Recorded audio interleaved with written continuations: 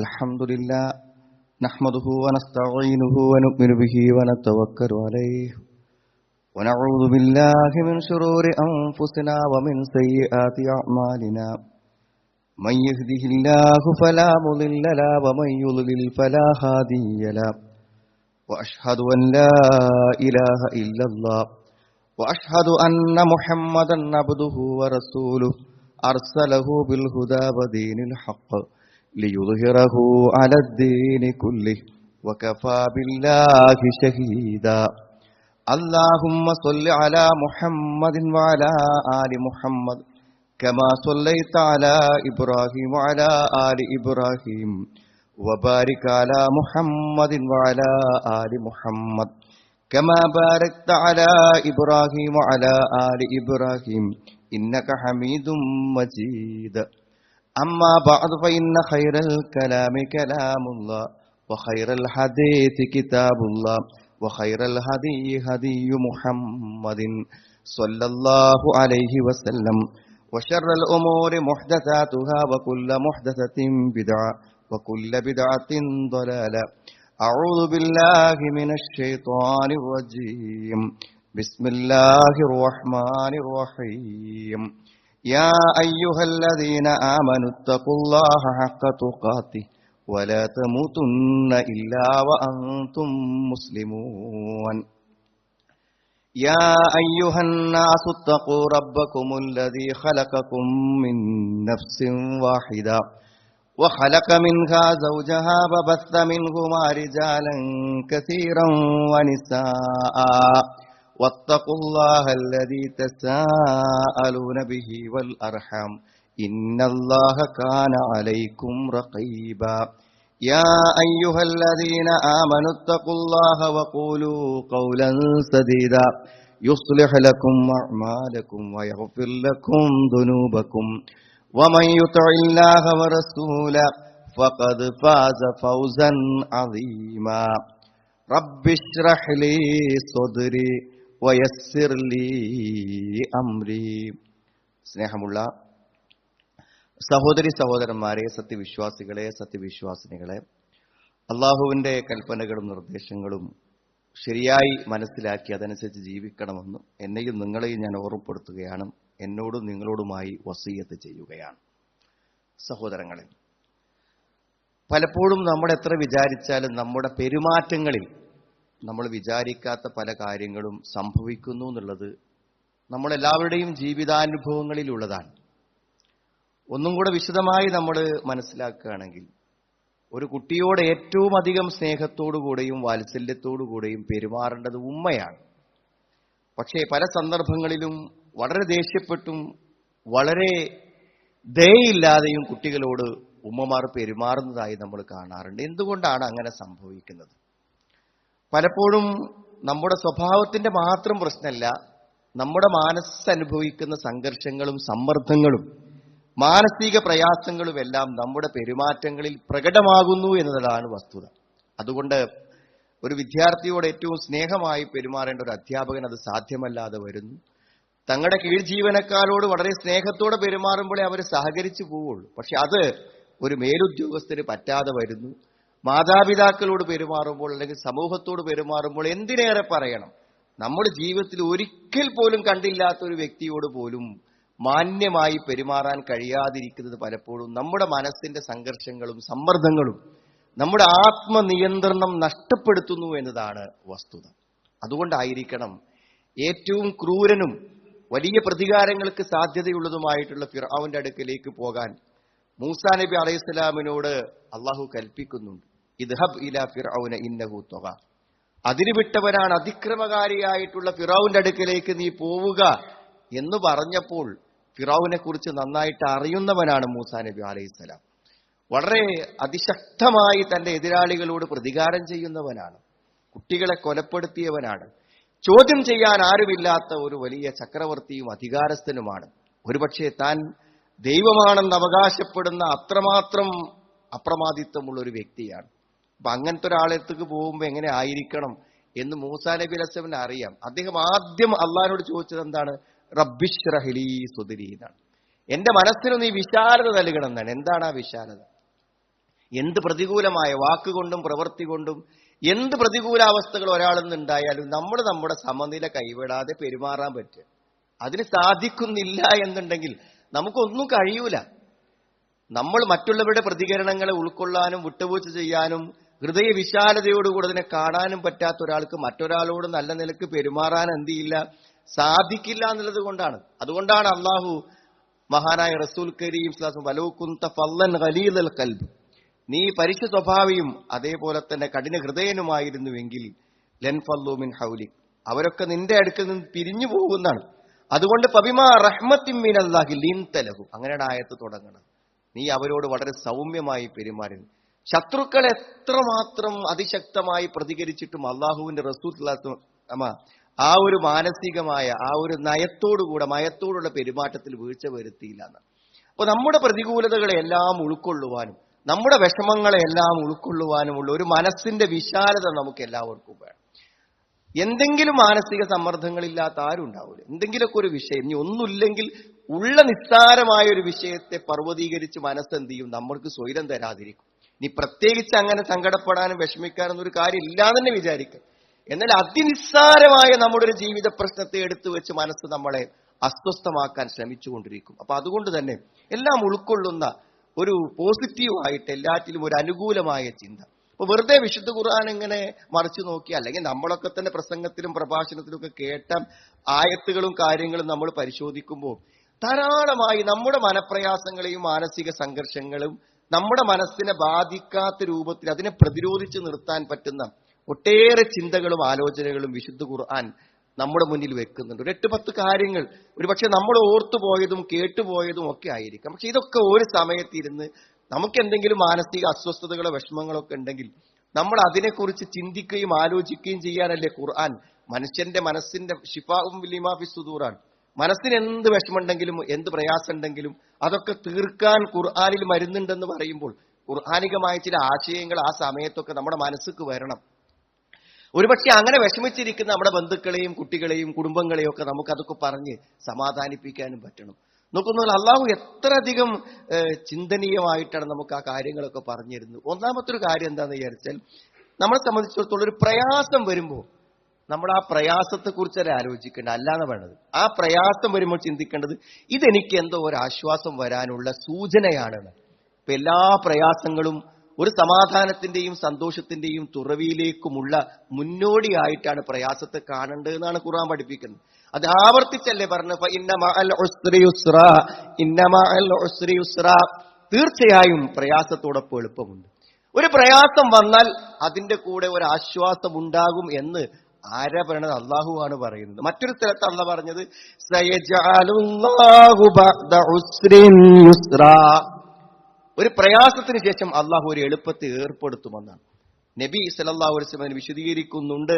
വ ഇന്നൽ ഫറജ മഅൽ കറബ്, പ്രയാസത്തിനോടൊപ്പമേ ആശ്വാസമുള്ളൂ എന്നാണ്.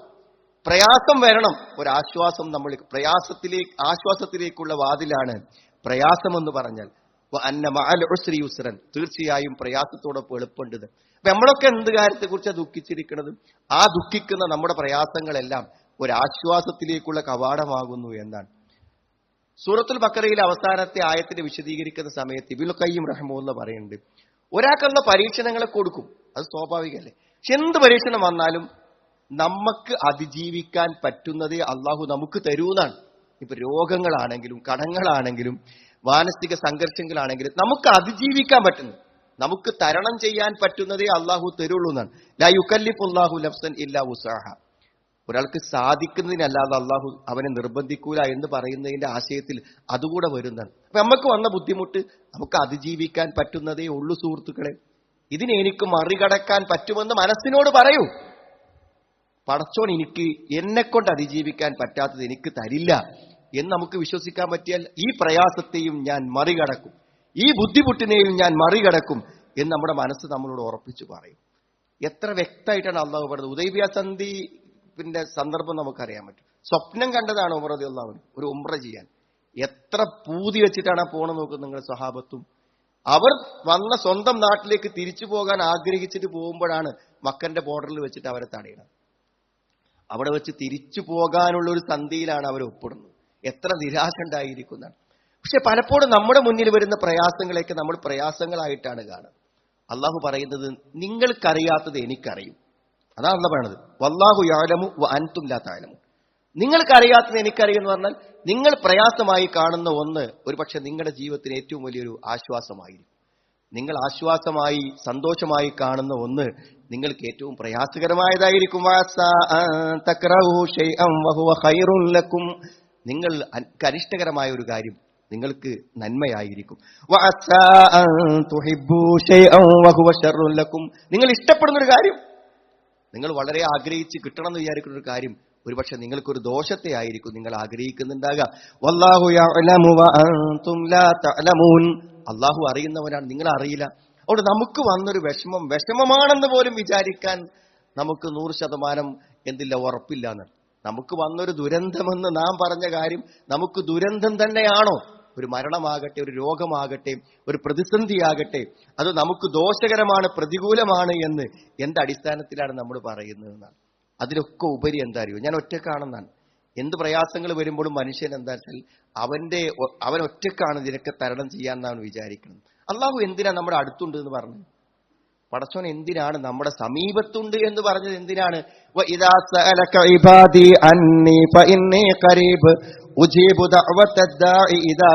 എന്റെ അടിമകൾ എന്നെ കുറിച്ച് ചോദിച്ചാൽ എന്റെ അടിമയോട് പറഞ്ഞു ഞാൻ അടുത്താണെന്ന് പറഞ്ഞു.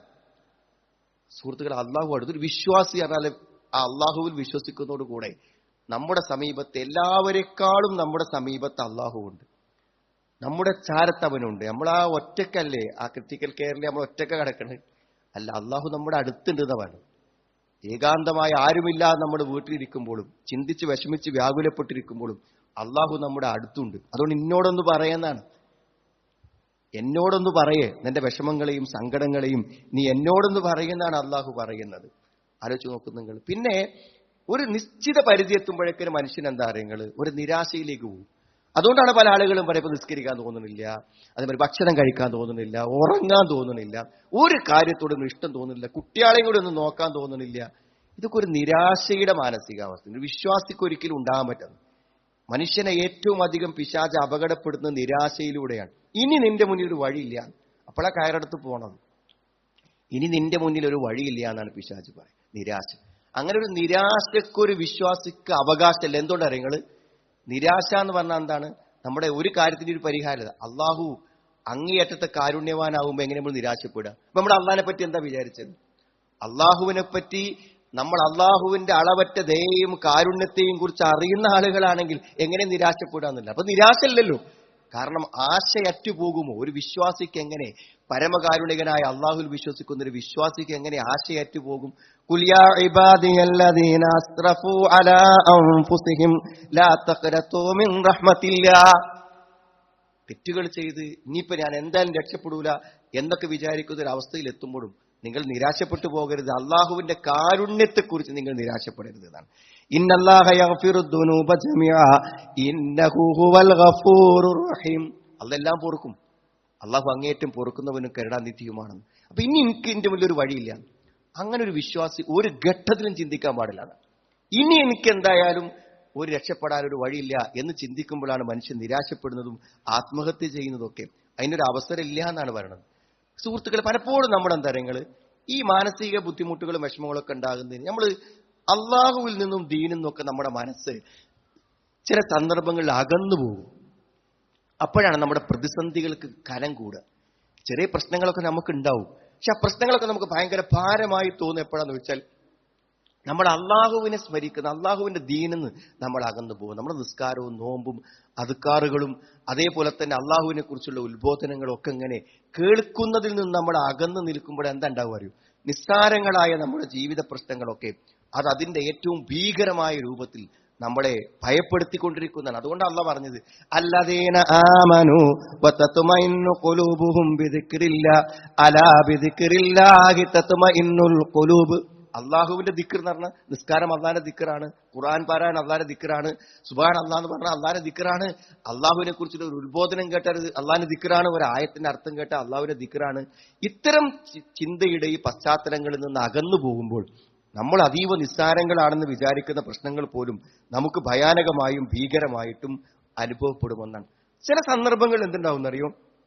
നമ്മുടെ സ്വന്തം ബന്ധുക്കൾ, നമ്മുടെ ഭാര്യയിൽ നിന്നോ ഭർത്താവിൽ നിന്നോ മക്കളിൽ നിന്നൊക്കെ നമുക്ക് ചിലപ്പോൾ ശത്രുതകളും അതേപോലെ തന്നെ നമ്മളെ നിരാശപ്പെടുത്തുന്ന വർത്തമാനങ്ങളും അവർ പറയും. അപ്പോഴാണ് ആളുകൾ ആകെ തകർന്നു പോകുക.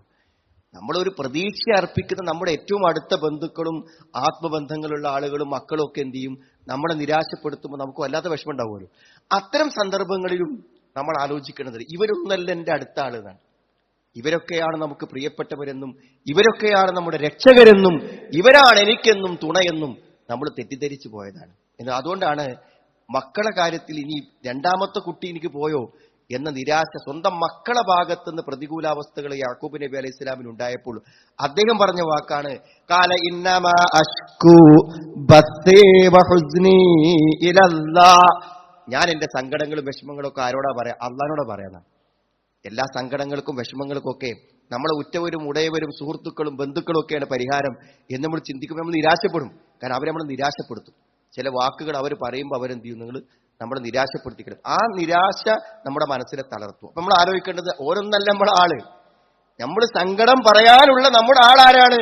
ഇന്നമ അഷ്കൂ ബസ്സീ വഹുസ്നീ ഇലല്ലാഹ്. എന്റെ ദുഃഖം എന്റെ സങ്കടമൊക്കെ ഞാൻ ആരോടാ പറയാ? ഞാൻ അള്ളാഹിനോട് പറയാന്നാണ്. അള്ളാഹുവിനോട് അള്ളാഹ് നമ്മളെ ഒരിക്കലും കൈവിടില്ലെന്ന് മനസ്സിലാക്കിയാൽ സുഹൃത്തുക്കളെ മനസ്സിന് ഭയങ്കര ആശ്വാസം ഉണ്ടാവും. ഒരു പരിധി എത്തി ഇനി ഇവിടുന്ന് അങ്ങോട്ട് ഇന്നെ കൂടെ മുന്നോട്ട് പോകാൻ പറ്റൂല എന്ന് തോന്നുന്ന ചില ഘട്ടങ്ങൾ മനുഷ്യന് വരും. ചിലപ്പോൾ ചില രോഗങ്ങൾ വരുമ്പോൾ ഇനിയിപ്പോ ഇന്നെ കൊണ്ട് കഴിയൂല എന്ന് തോന്നുന്ന ഘട്ടങ്ങൾ വരും നമുക്ക്. അങ്ങനത്തെ ഘട്ടങ്ങളൊക്കെ വരുമ്പോഴാണ് അള്ളാഹു നമ്മോട് പറഞ്ഞത് അപ്പൊ പിന്നെ നിന്റെ കഴിവിനെ ആശ്രയിച്ച് നിൽക്കരുത് എന്നാണ്. അപ്പൊ നമ്മൾ ആകെ തകർന്നു പോകും. നമ്മളെ കഴിവിന്റെ അപ്പുറത്തേക്ക് കാര്യങ്ങൾ എത്തുന്നു തോന്നിക്കഴിഞ്ഞാൽ പിന്നെ നമ്മൾ നിൽക്കും. അതാണ് വമയ്യത്തവക്കൽ അലല്ലാഹ് ഫഹുവ ഹസ്ബുഹു. അപ്പൊ എന്താ പറയുക, എല്ലാം കഴിയുന്ന അള്ളാഹുവിന് വിട്ടുകൊടുക്കണം. അള്ളൊരു പരിഹാരം ഉണ്ടാക്കും. നമുക്ക് ആലോചിക്കാൻ അറ്റം കിട്ടില്ല, പക്ഷെ പടച്ചോൻ തന്നെ എന്തൊരു വഴി കണ്ടിട്ടുണ്ടായിരിക്കും എന്ന് നമുക്ക് ഉറച്ച് വിശ്വസിക്കാൻ കഴിയണം. ഒരു നിശ്ചിത പരിധിക്ക് അപ്പുറത്തേക്ക് കാര്യങ്ങൾ പോകുമ്പോൾ പിന്നെ നമ്മൾ പിടിച്ചു നിൽക്കരുത്. പിന്നെ നമ്മളെ കൊണ്ട് കഴിയുമെന്ന് പറഞ്ഞ് നിൽക്കരുത്. അവിടെ നമ്മൾ എന്ത് ചെയ്യണം? അള്ളാഹുവിലേക്ക് പരമേൽപ്പിച്ചാൽ ഫഹുവ ഹസ്ബുഹു, അവൻ അള്ളാഹു മതി എന്നാണ്. പിന്നെ നമ്മൾ എപ്പോഴും ചിന്തിക്കേണ്ടത് ഈ പ്രയാസങ്ങളും ബുദ്ധിമുട്ടുകളൊക്കെ വരുമ്പോൾ ഇതൊക്കെ എനിക്ക് നഷ്ടമാണെന്നാണ് വിചാരിക്കും. ഇവിടെ വേറെ ആർക്കില്ലല്ലോ, എനിക്ക് മാത്രമല്ലല്ലോ, എനിക്കല്ലേ വിഷമം വന്നത്, എനിക്കല്ലേ അസുഖം വന്നത്, ബുദ്ധിമുട്ടായത് എന്ന് നമുക്ക് എന്തെങ്കിലും മറ്റുള്ളവർക്കില്ലാത്ത നമുക്ക് എന്തെങ്കിലും വരുന്നുണ്ടെങ്കിൽ നമ്മൾ ആലോചിക്കുന്നത് അത് അള്ളാഹു നമുക്ക് തന്നൊരു അനുഗ്രഹമാണ്. കാരണം പടച്ചോൻ പറഞ്ഞിട്ടുണ്ടല്ലോ വലനബുലുവന്നക്കും, നിങ്ങളെ ഞാൻ പരീക്ഷിക്കുമെന്ന് പറഞ്ഞിട്ടുണ്ട്. എന്തെങ്കിലും ഭയങ്ങളോ ദാരിദ്ര്യമോ വിഷമമോ കൊണ്ട് നിങ്ങളെ പരീക്ഷിക്കും. വബശ്ശിരി സ്വാബിരീൻ, പരീക്ഷണം കിട്ടിയോ സന്തോഷിച്ചോ എന്നാണല്ലോ. പരീക്ഷണങ്ങൾ കിട്ടിയവർ സന്തോഷിച്ചു കൊള്ളുക എന്ന്. ആ പരീക്ഷണം കിട്ടിയവർക്ക് കിട്ടാത്തവരെക്കാളും സന്തോഷിക്കാൻ ഒരു വകയുണ്ട്. എന്താണ്? ആ പ്രയാസങ്ങളും വേദനകളും അല്ല സുഹൃത്തുക്കളെ, ആ വേദനകൾ അവർക്ക് പ്രതിഫലമായി മാറുന്ന ഒരു സന്ദർഭമുണ്ട്. അള്ളാഹു കണക്കില്ലാത്ത പ്രതിഫലം കൊടുക്കുന്ന അവസരങ്ങളാണ് പരീക്ഷണങ്ങൾ. അതുകൊണ്ട് പരീക്ഷണങ്ങൾ എനിക്കൊരു നഷ്ടം, ഇത് വേറെ ആർക്കും ഇല്ല, എനിക്ക് മാത്രമേ ഉള്ളൂ എന്ന് വിചാരിച്ച് ടെൻഷനാകുമ്പോൾ ആലോചിക്കേണ്ടത് എനിക്ക് അള്ളാഹു തന്നത് എനിക്ക് കൂലി തരാനാണ്. വേറെയുള്ളവൻ അനുഭവിച്ചാൽ നമുക്ക് കൂലിട്ടോ സുഹൃത്തുക്കളെ. വേറൊരുത്തൻ പ്രതിസന്ധി അനുഭവിച്ചാൽ നമുക്ക് കൂലി കിട്ടും. നമുക്ക് കൂലി കിട്ടണമെങ്കിൽ എന്ത് വേണം? നമുക്ക് പ്രയാസങ്ങൾ വരുമ്പോഴേ നമുക്ക് കൂലി കിട്ടുള്ളൂ. പിന്നെ വല്ലാതെ വിഷമിച്ചിരിക്കുമ്പോൾ അള്ളാഹുവിന്റെ റസൂലിനോടും അള്ളാഹു പറഞ്ഞ വാക്കുകളുണ്ട്. എന്തറിയോ? നിനക്ക് ഇതിനേക്കാളും സന്തോഷകരമായൊരു ലോകം വരാനുണ്ട്. ഇന്നത്തെ അവസ്ഥകളിൽ അല്പം പ്രതികൂല അവസ്ഥകൾ ഉണ്ടെങ്കിലും എനിക്ക് എല്ലാം നഷ്ടപ്പെട്ടവൻ മാ വത്തഅക റബ്ബുക വമാ ഖല, നിന്റെ റബ്ബ് നിന്നോട് ദേഷ്യം കാണിച്ചിട്ടില്ല, നിന്നെ വിട്ടുകളഞ്ഞിട്ടുമില്ല.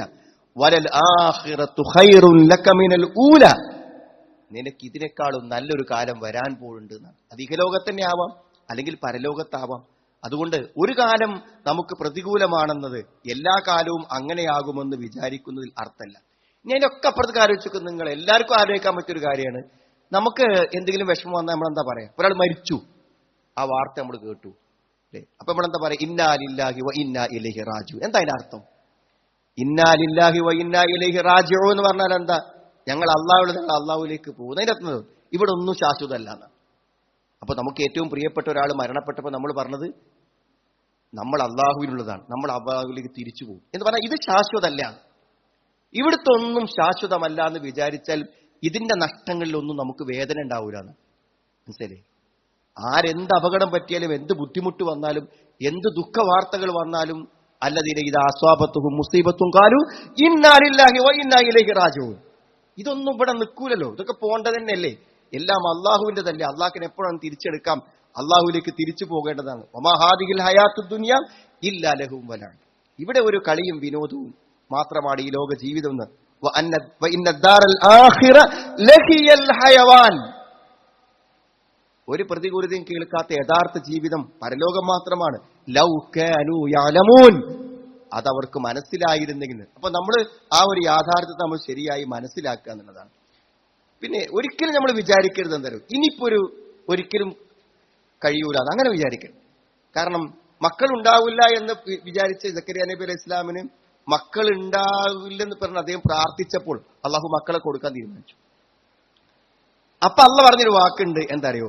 കാല കദാലിക കാല റബ്ബുക ഹുവ അലയ്യ ഹയ്യൻ. എനിക്കത് എളുപ്പമാണ്. അള്ളാഹ്ക്ക് എല്ലാം എളുപ്പമാണ് സുഹൃത്തുക്കളെ. അള്ളാഹ്ക്ക് എല്ലാം എളുപ്പമാണ്. നമ്മൾ എത്രമാത്രം അസാധ്യമാണെന്ന് വിശ്വസിക്കുന്ന കാര്യങ്ങളും അലയ്യ ഹയ്യൻ, അതെനിക്ക് വളരെ എളുപ്പമായ കാര്യമാണെന്നാണ് അള്ളാഹു പറഞ്ഞത്. അപ്പൊ അള്ളാഹു എല്ലാം എളുപ്പമാണെന്ന് പറയണം. ഇനി നോക്കൂ, നിങ്ങൾ ഈ പറഞ്ഞതൊക്കെ നമ്മൾ മറന്നാലും ഒരു വാക്ക് നമ്മൾ ആലോചിക്കുക. വഖാല റബ്ബുക്കും ഉദ്ഉനി അസ്തജിബു ലക്കും. നിങ്ങളുടെ റബ്ബ് നിങ്ങളോട് പറയുന്നുണ്ട്, എന്നോട് ചോദിക്ക്, ഞാൻ നിനക്ക് ഉത്തരം തരാം. അത് എത്ര വലിയ വാഗ്ദാനാണ്. നിങ്ങൾ എന്നോട് ചോദിക്കൂ. അപ്പൊ നമ്മൾ വിഷമിക്കുമ്പോൾ അള്ള പറഞ്ഞില്ലല്ലോ ചോദിക്കാൻ. അള്ള പറഞ്ഞിട്ടുണ്ടല്ലോ ചോദിക്കാൻ. അള്ളാഹു ഉത്തരം തരുമെന്ന് അള്ള പറഞ്ഞിട്ടില്ലേ എന്ന് വിശ്വസിക്കാൻ നമുക്ക് പറ്റണം. സുഹൃത്തുക്കളെ, ഈ ചിന്തകളെ കൊണ്ടൊക്കെ ഒരിക്കലും ഈ ജീവിതത്തിലേക്ക് ഇല്ല എന്ന് വിചാരിച്ച ആൾക്കാർ തിരിച്ചു വന്നിട്ടുണ്ട്, വലിയ പ്രതിസന്ധികളെ അതിജീവിച്ചിട്ടുണ്ട്. അങ്ങനെ ഈ പറയപ്പെട്ട വിശ്വാസങ്ങളും ആശയങ്ങളും എത്രയോ ആളുകളുടെ മനസ്സിന് കരുത്ത് പകർന്നതാണ്. ഇതൊക്കെ ഒന്ന് കേൾക്കാനും ആലോചിക്കാനും ചിന്തിക്കാനും മറ്റുള്ളവരെ പറഞ്ഞ് ആശ്വസിപ്പിക്കാനൊക്കെ നമുക്ക് പറ്റണം. എല്ലാ പ്രതിസന്ധികളിൽ നിന്നും പ്രയാസങ്ങളിൽ നിന്നും അള്ളാഹു നമ്മളെ കാത്തുരക്ഷിക്കുമാറാവും.